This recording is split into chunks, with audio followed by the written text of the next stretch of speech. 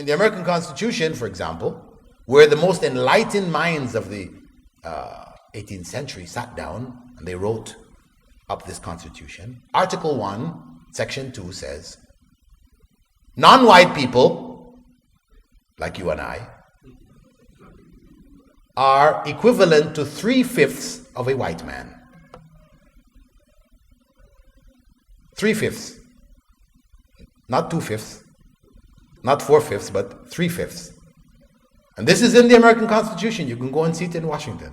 They haven't changed that. I mean, they've adjusted it later on. They made, amendments, etc. But preserving that original document because it's looked at as the founding document of the nation. It's there. Article 1, Section 2. A black man is equivalent to 3/5 of a white man. So obviously, yes, today we have to say, astaghfirullah, this is evil, it's bad. Not that really those founding fathers were really bad people, but they had slaves. And they didn't consider the slaves to be equal to themselves. So they had to work out some kind of formula as how we're going to relate to these people. And that's what they came up with, 3/5. And you will find many others like it in the Magna Carta and the others. So they say, naturally, if you say, you want to do Sharia today? This is backwards. This is, all the other constitutions are not applicable today. How you expect to apply your Sharia today? That's, backward thinking, medieval, all kinds of titles for it. Well, we understand that there's an element of the law which is unchangeable. And that provides solidity, foundation to the nation. Moral standards which are unchangeable because they were revealed by God. So what was evil and haram 1,400 years ago in the time of the Prophet, may God's peace and blessing be upon him, remains haram today. But when you remove that foundation, you replace it with, as they call it, secular democracy. Then you remove the moorings of the society. What holds that society together becomes destroyed. You replace it with democracy, human beings sitting around a table and deciding what's right and wrong for us. So what was wrong yesterday becomes right today. What was right yesterday becomes wrong today. And so on and so forth. So, Islam provides guidance, not just for Muslims, but for the world. This is what Islam has to offer the world. The path to true Islam is the path which takes us to that understanding that we have, in spite of our lack of technology and development, etc., we have something much more vital to offer the world. But that way and that offering can only be known, can only be achieved by following, as the Prophet ﷺ said 1,400 years ago, I left with you two things. If you hold on firmly to them, you will never go astray. The Book of Allah and my Sunnah.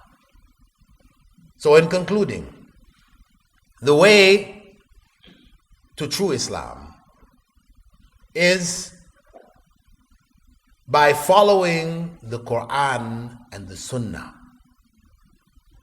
as they were revealed, as they were understood by the generation in which they were revealed. That is the way. And there is no other way. It is one way.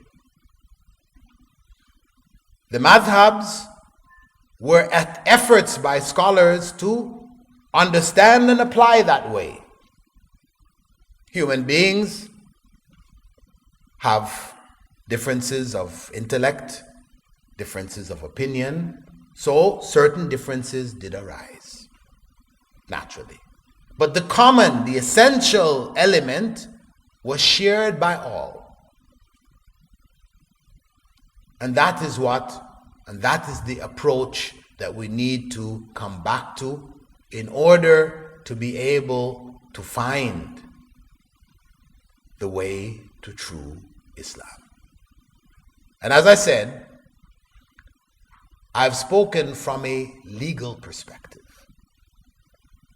But there are other perspectives too. We can take the same approach and apply it in other areas which have to do with, for example, our mode of worship. Our mode of worship. How do we worship God? How did Prophet Muhammad, may God's peace and blessing be upon him, worship God? How did the companions of the Prophet worship God? Did they worship God through intermediaries called saints, awliya? Did they have amongst themselves witch doctors called Bomo and other names? No. These are foreign things. So this principle, this way, because time is limited, I don't have the opportunity to go into each and every aspect of it, but we should use the same approach that we have used towards the legal matters to deal in the theological matters, the Aqeedah, the same way. As people strayed in Christianity from the original teachings of Jesus, from the original teachings of Moses, people among the Muslim world have strayed also from the original teachings of Prophet Muhammad. May God's peace and blessings be upon all of the prophets. The difference is that for Christians, there's no way back. They can't go back to the original. Whereas for us, the original remains preserved in its pristine purity, and we can go back. So in the same way we should approach our legal matters, we should also approach our theological, our social matters, family law, how we handle inheritance. I mean, unfortunately, in so many parts of the Muslim world, all of these areas have become corrupted, where people's customs and traditions now have superseded the Sharia in this regard. Because actually Sharia addresses also the theological, also the social and political, etc. So, in concluding, the only way forward, the only way to true Islam is to hold firmly to the Quran and to the Sunnah as it was understood by the first generations.